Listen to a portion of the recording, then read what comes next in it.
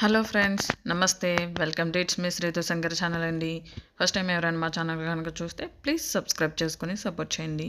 ఇలా మీరు సపోర్ట్ చేయడం వల్ల మాకు మంచిగా ఇంకా మంచి మంచి వీడియోస్ చేసి పెట్టాలని అనిపిస్తుందండి. ఇక వీడియోలోకి వెళ్తే ఈరోజు మనము పూజలు, వ్రతాలు అలాంటివి చేసుకుంటారు కదండి. అలాంటి టైంలోని మనకి కారంగా స్పైసీగా తినాలనిపిస్తుంది. బిర్యానీలు అలాంటివి తినాలనే కోరుకుంటుంది కదండి. కొంతమంది టెంప్ట్ అవుతూ ఉంటారు. అలాంటి వాళ్ళు ఇలాగ ఇక్కడ సోయా కీమా బిర్యానీ అనేది ఇక్కడ నేను తయారు చేసి చూపించబోతున్నాను. ఇది ఒకసారి మీ ఇంట్లో ట్రై చేయండి. ఇందులో మనము ఎటువంటి ఉల్లిపాయలు కానీ వెల్లుల్లి అనేది వాడట్లేదండి. కానీ బిర్యానీ టేస్ట్ అనేది సూపర్గా ఉంటుంది. ఒకసారి మీరు కూడా ట్రై చేయండి. ఇక వీడియోలోకి వెళ్తే ఇక్కడ నేను 1 గ్లాస్ బాస్మతి రైస్ అనేది కడిగి నానబెట్టుకున్నానండి హాఫ్ అన్ అవర్ ముందు. అదేవిధంగా మనకు కావాల్సిన వెజిటేబుల్స్ మీ దగ్గర ఏమేమి ఉన్నాయో అవన్నీ తీసుకొని కట్ చేసుకొని పెట్టుకోవాలి. ఇక్కడ నేను వెల్లుల్లిపాయ అనేది వాడట్లేదు కదండి. అందుకనేసి నేను 2 ఇంచెస్ అల్లం తీసుకొని 1 టమాటో తీసుకొని ఇలా పేస్ట్ చేసుకొని పక్కన పెట్టుకున్నాను.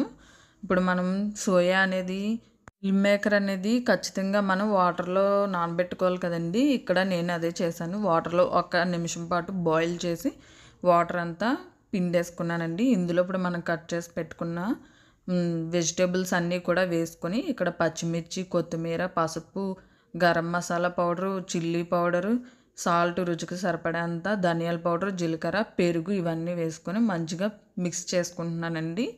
ఇందులోనే మనకి సరిపడా బిర్యానీ ఆకులు, లవంగం, ఇలాచి, మిరియాలు ఇవన్నీ కూడా సాజీరా మసాలా, ఓలు గరం మసాలా కూడా అంతా వేసుకొని మిక్స్ చేసుకొని మొత్తం బాగా కలిసే విధంగా కలుపుకొని దీన్ని 1 అవర్ పాటు నానబెట్టుకోవాలండి, పక్కన పెట్టుకోవాలి.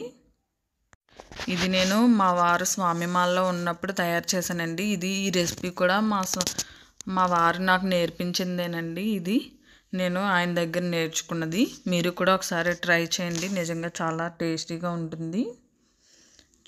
చూపించాను కదండి. ఇందులో ఏవేవి నేను గరం మసాలా అనేది యూస్ చేశాను వాటన్నింటినీ కూడా ఇందులో వేసాను. ఇక్కడ నేను ఎసరు అనేది పెట్టుకున్నానండి. ఎసరికి ఇందులో నేను ఒక 5 లవంగాలు, 1 ఇంచు దాల్చిన చెక్క, 1 ఇలాచి, సాజీరా లేదు నేను అందుకే జీలకర్ర వేసుకున్నాను, మిరియాలు, రుచికి సరిపడేంత సాల్టు, ఇంకా బిర్యానీ ఆకు కూడా వేసుకొని మనం 1 టేబుల్ స్పూన్ ఆయిల్ కూడా వేసుకోవాలండి.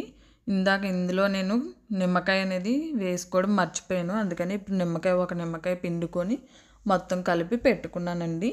ఇక్కడ చూడండి ఎసరు అనేది బాగా మరిగిపోయింది కదా. ఇప్పుడు మనం నానబెట్టుకున్న బాస్మతి రైస్ని వేసుకొని ఒక 70% ఉడికిపోయేంత వరకు రైస్ అనేది వీడియో క్లిప్లో చూపించే విధంగా మీరు కుక్ చేసుకోవాలండి. ఇక్కడ రైస్కి ఉప్పు మనం సరిపడంత వేసుకోవాలండి. ఎందుకంటే మనం అక్కడ కర్రీకి వేసాం కదా, అంటే మిల్ మేకర్ అనేది నానబెట్టాం కదా, అందులో కొంచెం ఉప్పు వేసాము, అది సరిపోదు. అందుకని ఇక్కడ రైస్కి సరిపడంత ఉప్పు మనం వేసుకోవాలి. చూడండి వీడియో క్లిప్లో చూపిస్తున్న విధంగా అన్నం ఉడికిపోతే చాలండి. మనం అన్నము వార్చుకోవాలి. ఇలాగా స్ట్రైనర్తో నేను రైస్ని సపరేట్ చేసుకున్నానండి. ఇలా రైస్ని సపరేట్ చేసుకున్న తర్వాత ఇక్కడ నేను ఒక ప్యాన్ తీసుకున్నాను. ఈ ప్యాన్లోని ఒక 2 టేబుల్ స్పూన్ గీ అనేది వేసుకున్నానండి. అదేవిధంగా కొంచెం ఆయిల్ అనేది కూడా వేసుకున్నాను. నేను ఇక్కడ ఒక 5 టేబుల్ స్పూన్ ఆయిల్ కూడా వేసుకున్నాను. ఇది ఒకసారి వేడి చేసుకున్నాక మళ్ళీ ఫ్లేమ్ను ఆఫ్ చేసుకొని ఇప్పుడు మనము మ్యారినేట్ చేసుకున్న ఈ సోయా కీమా అనేదాన్ని వేసుకోవాలండి. వేసుకుని ఇక్కడ నేను కొత్తిమీరతో గార్నిష్ చేసుకున్నాను. మీ దగ్గర పుదీనా కూడా అవైలబుల్గా ఉంటే అంతా ఎక్కువగా వేసుకొని గార్నిష్ చేసుకోండి. చూడండి పైన లేయర్ అనేది రైస్ అనేది వేసుకున్నాను. రైస్ వేసుకొని మళ్ళీ కొంచెం కొత్తిమీర, కొంచెం పుదీనా వేసుకొని మళ్ళీ ఇంకొంచెం రైస్ అనేది వేసుకోవచ్చండి. నా దగ్గర అందుబాటులో లేదు కాబట్టి నేను ఓన్లీ కొత్తిమీర ఒకటే వేసుకున్నానండి. ఇలాగా లేయర్ కింద వేసుకొని ఇప్పుడు మనము 45 మినిట్స్ పాటు కుక్ చేసుకోవాలండి.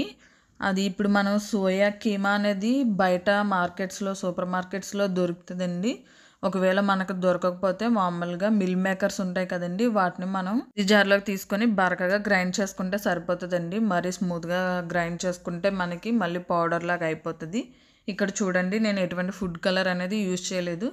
1 టేబుల్ స్పూన్ గీ అనేది తీసుకొని అందులోని నేను 1/2 టేబుల్ స్పూన్ పసుపు అనేది వేసుకొని మొత్తం బాగా మెల్ట్ అయ్యే విధంగా చేసి ఇలా పైన స్ప్రెడ్ చేసుకున్నానండి. ఇక్కడ చూడండి నేను బరువుకి ఆవిరి అనేది పైకి పోకుండా ఉండడం కోసం నేను ఇలాగా వార్చిన గంజి ఉంటుంది కదా, దాన్నే పైన వాటర్ బరువు పెట్టానండి.